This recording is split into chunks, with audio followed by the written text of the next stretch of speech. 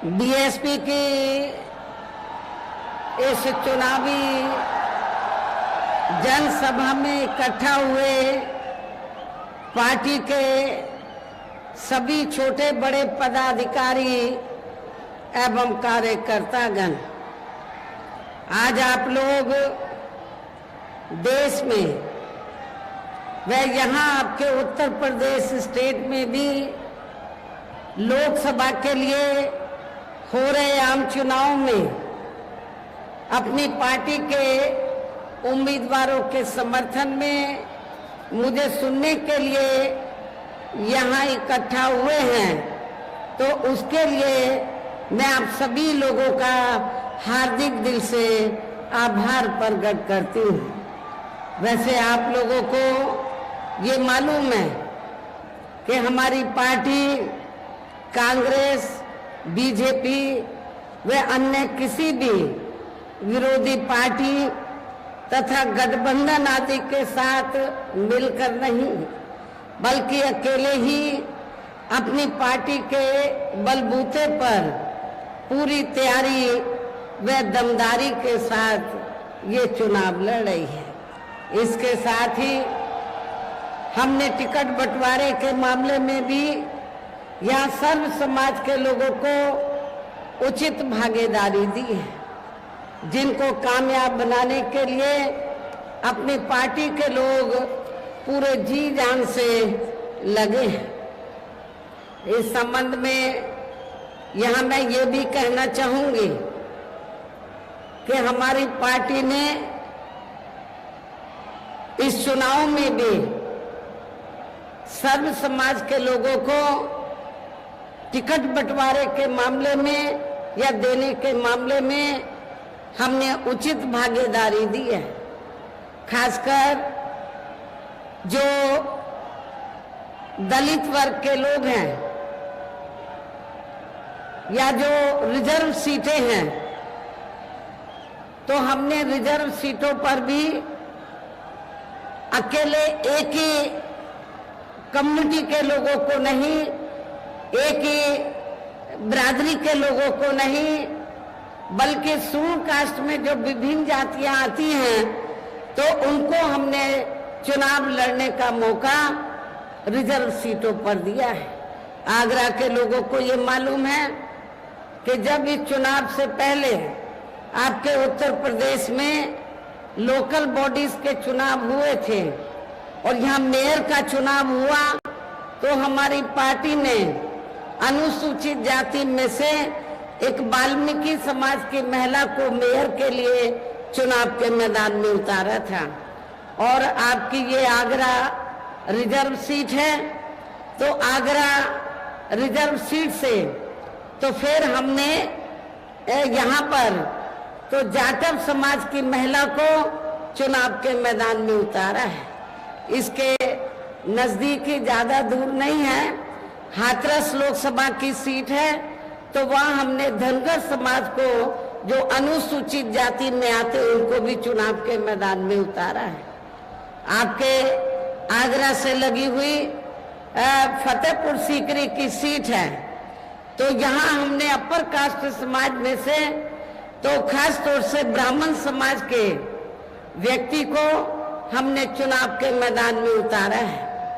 तो इस प्रकार से हमने टिकट बंटवारे के मामले में सर्व समाज के लोगों को बीएसपी में जुड़ने की उनकी तादाद को ध्यान में रखकर हमने उचित भागीदारी दी है। हालांकि आज यहाँ आपकी इकट्ठा हुई अपार भीड़ व भीड़ के जबरदस्त जोश को भी देखकर अब मुझे ये काफी हद तक भरोसा हो गया है कि पिछली बार की तरह इस बार भी आप लोग अपने प्रदेश से और यहाँ अपने क्षेत्र से तो लोकसभा चुनाव में अपनी पार्टी का बेहतर रिजल्ट जरूर लाएंगे। इसके लिए अब मैं आप लोगों का ध्यान कुछ जरूरी बातों की तरफ दिलाना चाहती हूँ और इस संबंध में विशेषकर मैं कांग्रेस, बीजेपी व इनके अन्य सभी सहयोगी दलों के बारे में ये कहना चाहूंगी कि आजादी के बाद शुरू में केंद्र व देश के काफी राज्यों में भी ज्यादातर सत्ता यहाँ कांग्रेस पार्टी के ही हाथों में केंद्रित रही है, किंतु इनकी अधिकांश मामलों में रही गलत नीतियों एवं गलत कार्य प्रणाली आदि की वजह से ही फिर इस पार्टी को यानी कि कांग्रेस पार्टी को केंद्र व काफी राज्यों की भी सत्ता से बाहर होना पड़ा है तथा यही स्थिति इनकी सहयोगी पार्टियों की भी बनी रही है, जिसके कारण ही फिर पिछले कई वर्षों से भारतीय जनता पार्टी व इनके सहयोगी दल केंद्र एवं काफी राज्यों की भी सत्ता में काबिज हो गए हैं, लेकिन इनकी भी ज्यादातर रही जातिवादी, पूंजीवादी, संकीर्ण, सांप्रदायिक व द्वेषपूर्ण नीतियों एवं द्वेषपूर्ण नीतियों एवं कार्य प्रणाली आदि से तथा इनकी कथनी व करनी से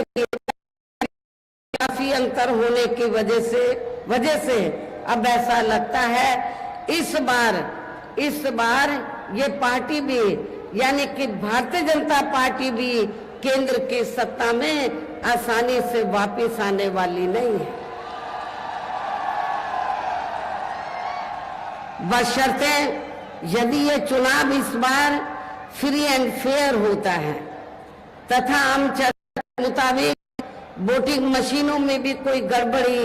आदि नहीं की जाती है और वैसे भी इस बार चुनाव में इनकी कोई भी पुरानी एवं नई चल रही नाटकबाजी, जुमलेबाजी व गारंटी आदि काम में आने वाली नहीं है, क्योंकि अब देश की जनता काफी हद तक है कि इनकी पार्टी ने अब तक देश के विशेषकर गरीबों, कमजोर तबकों, मध्यम वर्गीय एवं अन्य मेहनतकश लोगों को जो इन्हें दिखाने के असंख्य प्रलोभन भरे वायदे किए हैं तथा अनेकों हवाई व कागजी गारंटी आदि भी दी है, तो उनका जमीनी हकीकत में अभी तक इन्होंने लगभग 1/4 हिस्सा कार्य भी नहीं किया है, बल्कि इसके स्थान पर इनका ज्यादातर समय व ताकत भी या इनके अपने चहेते रहे बड़े बड़े पूंजीपतियों एवं धन्ना सेठों को ही ज्यादा से ज्यादा मालामाल व धनवान बनाने में तथा इन्हें हर स्तर पर छूट देने व बनाने में ही लगी रही है, जिनके अधिकांश आर्थिक सहयोग से ही ये पार्टी व अन्य पार्टियां भी अपना संगठन चलाती हैं तथा चुनाव आदि भी लड़ाती हैं, जिसका काफी कुछ खुलासा बॉन्ड की आई रिपोर्ट से भी हो जाता है। इसके साथ ही अब ऐसा लगता है कि कांग्रेस पार्टी की तरह ही बीजेपी ने भी केंद्र की तमाम सरकारी जांच एजेंसियों का ज्यादातर राजनीतिकरण ही कर दिया है। इसके अलावा देश के किसान वर्ग भी वर्तमान बीजेपी की सरकार में शुरू से ही अपनी विभिन्न समस्याओं को लेकर काफी ज्यादा दुखी व परेशान रहे हैं और अभी भी हैं, जबकि यूपी में 4 बार हमारी पार्टी की रही सरकार ने इनके हितों का भी हर स्तर पर विशेष ध्यान रखा है। हमारी पार्टी की रही सरकार ने तो किसानों को खेती करने के लिए समय पर इनको सस्ते साधन उपलब्ध कराए और इसके साथ ही तो इनकी फसल का भी हमारी सरकार ने उचित दाम दिया है, जो अब आपको ना तो यूपी की सरकार में ना केंद्र की सरकार में नेशनल लेवल पर किसानों को ये सब राहत मिलती हुई नजर नहीं आ रही है। इतना ही नहीं बल्कि केंद्र में पूर्व की रही कांग्रेसी सरकार की तरह ही वर्तमान भाजपा सरकार में भी इनकी जातिवादी, हीन, सांप्रदायिक एवं पूंजीवादी सोच व नीतियों के चलते ही पूरे देश में सर्व समाज में से खासकर गरीबों, दलितों, आदिवासियों, पिछड़े वर्गों, मुस्लिम एवं अन्य धार्मिक अल्पसंख्यक समाज के लोगों का भी पूर्ण रूप से विकास व उत्थान आदि नहीं हो सका है। और इस संदर्भ में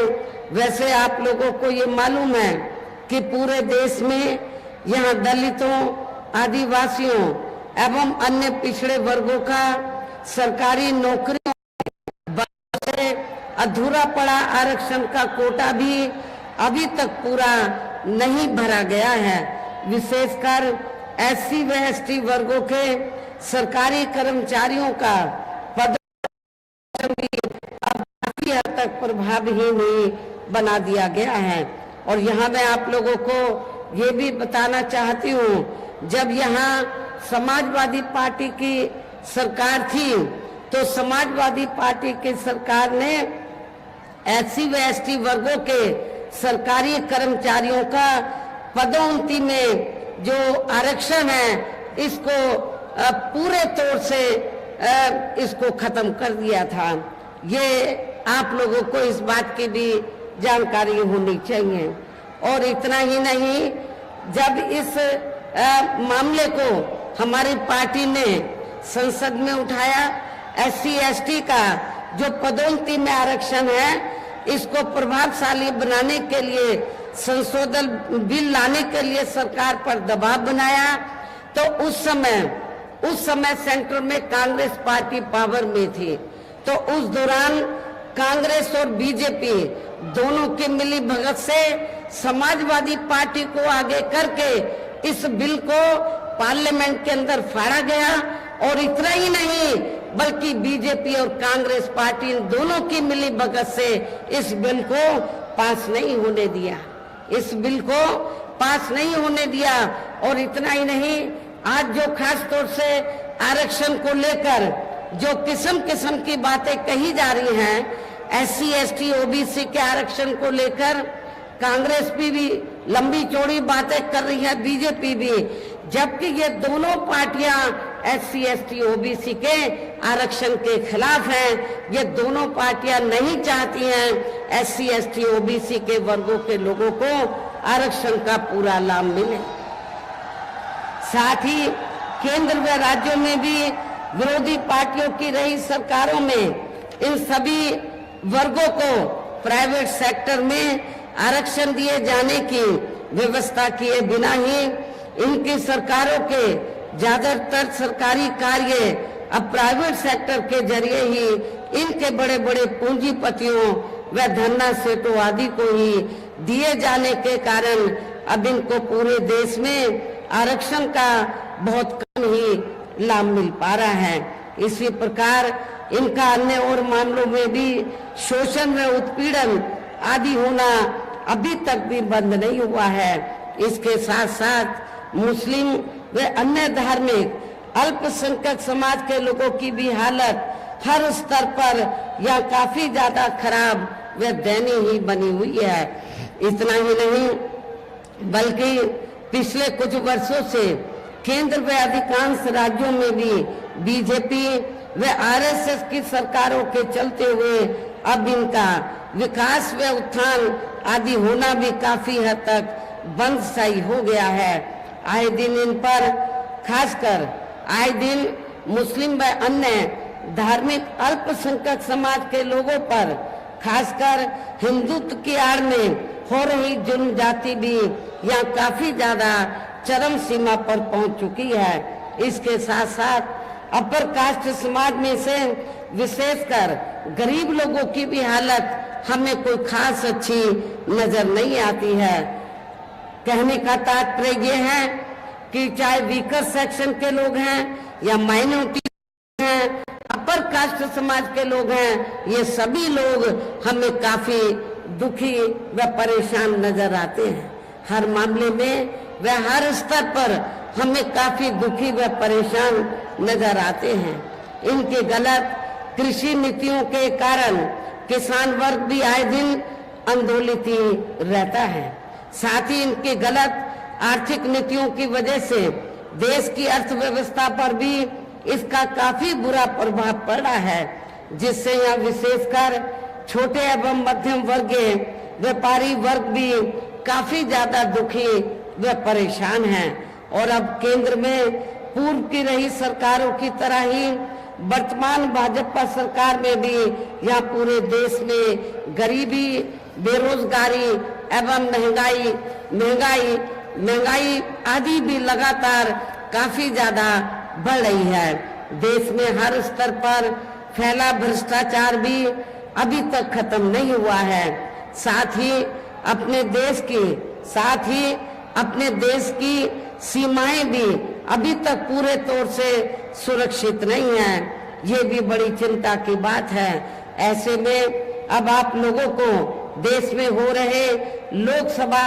आम चुनाव में बीजेपी, आप लोगों को आम चुनाव में कांग्रेस, बीजेपी व इनके सहयोगी पार्टियों को भी केंद्र की सत्ता में आने से जरूर रोकना है। जिनकी गलत नीतियों व गलत कार्य प्रणाली आदि को आप लोग काफी हद तक आजमा भी चुके हैं। ऐसी स्थिति में अब ये विरोधी पार्टियां इस चुनाव में भी किस्म किस्म के साम दाम दंड भेद आदि अनेकों हथकंडे इस्तेमाल करके केंद्र की सत्ता में आने की भी पूरी कोशिश में लगे हैं, जिनसे अपनी पार्टी के लोगों को हर स्तर पर काफी ज्यादा सावधान रहना है। और इस मामले में विरोधी पार्टियां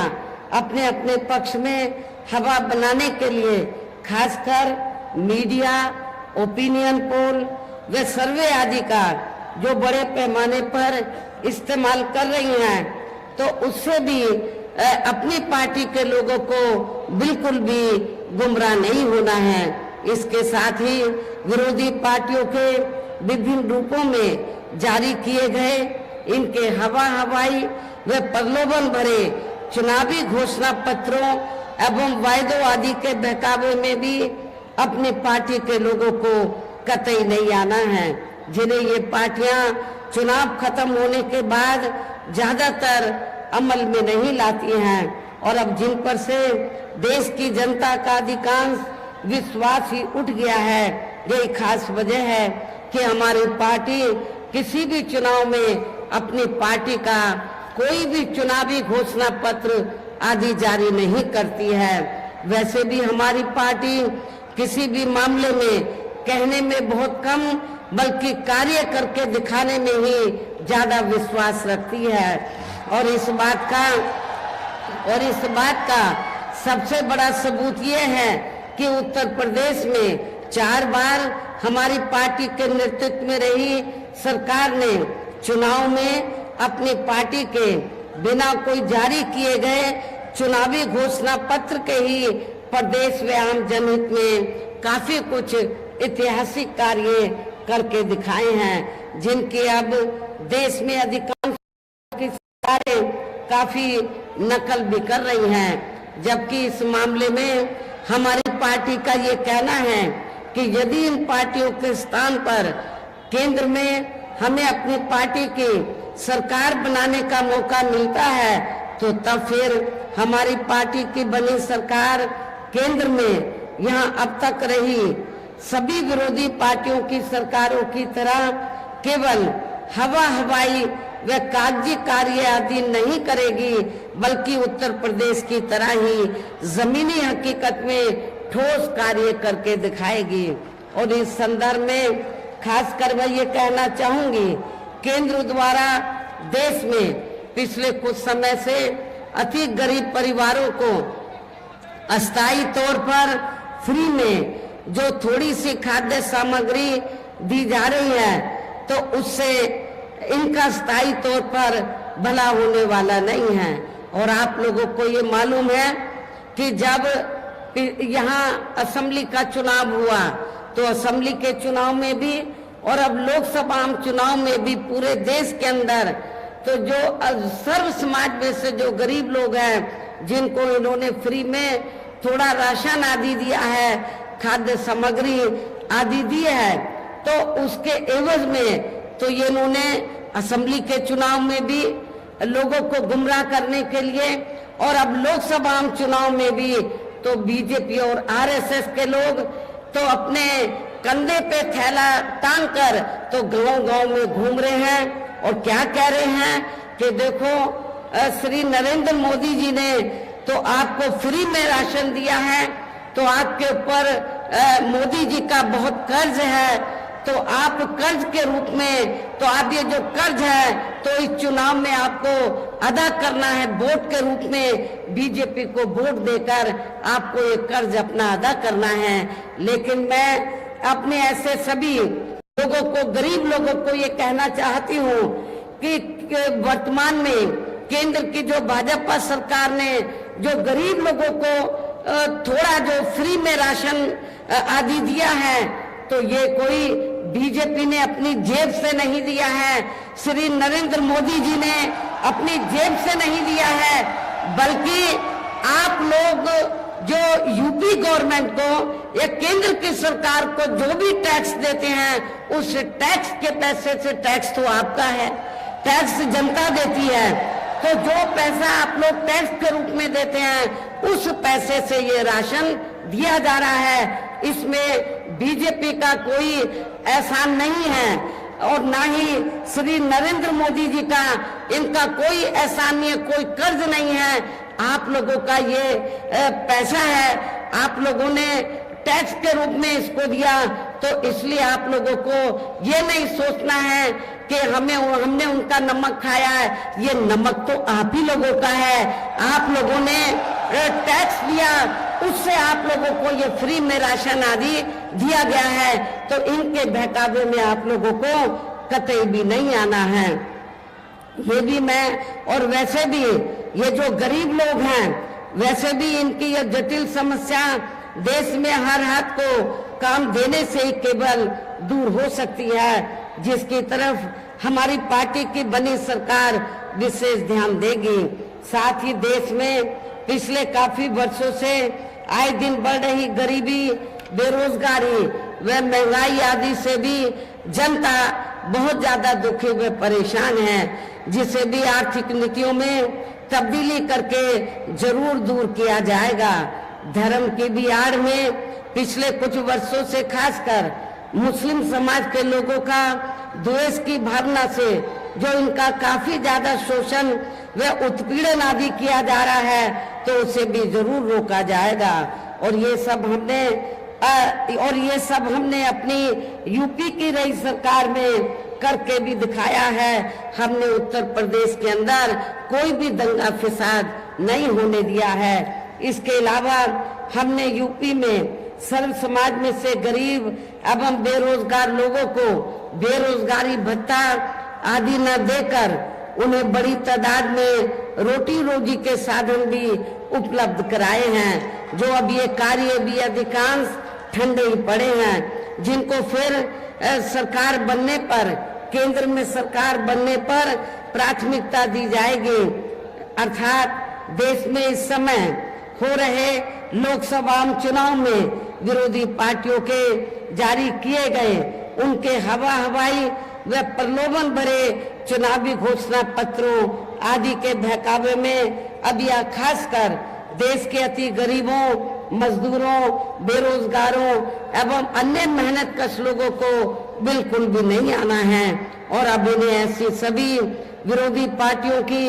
हर हालत में, ऐसी सभी विरोधी पार्टियों को हर हालत में केंद्र की सत्ता में आने से जरूर रोकना है, जिनके कथने व करने में काफी अंतर रहा है तथा जिन्हें ये लोग वर्षों से आजमा भी चुके हैं। ऐसे में अब मेरा यही कहना है कि आप लोगों को अपने खुद के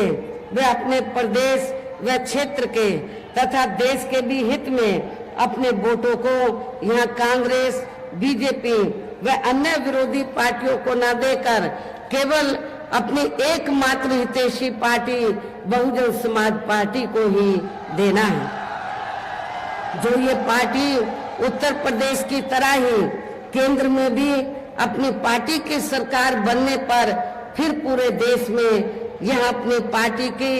सर्वजन हिताय व सर्वजन सुखाय की नीतियों पर आधारित ही सरकार चलाएगी। इसके साथ साथ केंद्र से जुड़ी आपके क्षेत्र की जो भी यहाँ स्थानीय समस्याएं होंगी तो उन्हें भी फिर दूर करने का हर संभव पूरा प्रयास किया जाएगा। साथ ही यहाँ गरीबों, मजदूरों, बेरोजगारों, कर्मचारियों, किसानों, छोटे व्यापारियों एवं अन्य मेहनतकश लोगों के हितों का भी विशेष ध्यान रखा जाएगा। सर्व समाज में से खासकर दलितों, आदिवासियों, गरीबों, दलितों, आदिवासियों, पिछड़े वर्गों, मुस्लिम व अन्य धार्मिक अल्पसंख्यक समाज के लोगों के विकास एवं उत्थान के साथ साथ हर स्तर पर इनकी सुरक्षा आदि के लिए भी सख्त कदम उठाए जाएंगे। और तभी फिर यहाँ वास्तव में अपने देश के महान संतों, गुरुओं व महापुरुषों में भी विशेषकर महात्मा ज्योतिबा फूले, छत्रपति शाहू जी महाराज, श्री नारायणा गुरु, बाबा साहब डॉक्टर भीमराव अंबेडकर एवं मान्यवर श्री काशीराम जी आदि का अधूरा सपना जरूर साकार हो सकता है, जिनको यूपी में हमारी पार्टी की रही सरकार द्वारा हर स्तर पर पूरा आदर सम्मान दिया गया है। इन्हीं खास बातों के साथ ही अब मेरा देश व आपके स्टेट के भी हित में, आपके क्षेत्र के भी हित में यही कहना है कि हमारी पार्टी ने यहाँ जिनको भी चुनाव के मैदान में उतारा है, जो आपके सामने या मंच पर भी मौजूद हैं, तो उन्हें आपको जरूर कामयाब बनाना है, जिसके लिए यह पार्टी के सभी स्तर के छोटे बड़े पदाधिकारी एवं कार्यकर्तागण आदि पूरे जी जान से लगे हैं। और अब अंत में मेरा यही कहना है कि आप लोगों को वोट पड़ने वाले दिन यहाँ बीएसपी के अपने सभी लोकसभा उम्मीदवारों को, अर्थात आगरा जो सुरक्षित लोकसभा की सीट है, यहाँ से हमने श्रीमती पूजा अमरोही को चुनाव के मैदान में उतारा है। इसी जिले में, आगरा जिले में ही दूसरी सीट है फतेहपुर सीकरी लोकसभा की सीट। यहाँ से हमने श्री राम निवास शर्मा को, जो बहुत ही सामाजिक हैं और जी जान से अपनी सीट को जीतने में लगे हैं, इनको चुनाव के मैदान में उतारा है। हाथरस सुरक्षित लोकसभा की सीट से हमने श्री हेम बाबू को चुनाव के मैदान में उतारा है। हमारी महिला भी जो आगरे से चुनाव लड़ रही है, आपके जाटव समाज से ताल्लुक रखती है, ये भी जी जान से लगी हुई है, तो इनको भी जिताकर आप लोग इनका हौसला जरूर बढ़ाएं। और अपने जो ब्राह्मण समाज से, धनगर समाज से हैं, जो भी हमारे उम्मीदवार यहाँ चुनाव के मैदान में हैं, इनको आप लोग जरूर कामयाब बनाएं। और इनको कामयाब बनाने के लिए आप लोगों को ये मालूम है कि हमारी पार्टी का चुनाव चिन्ह क्या है, हाथी। आप लोगों को बहुजन समाज पार्टी का जो चुनाव चिन्ह हाथी है, हाथी चुनाव चिन्ह के सामने वाले बटन को दबाकर आप लोगों को अपनी पार्टी के इन तीनों प्रत्याशियों को रिकॉर्ड तोड़ वोटों के अंतर से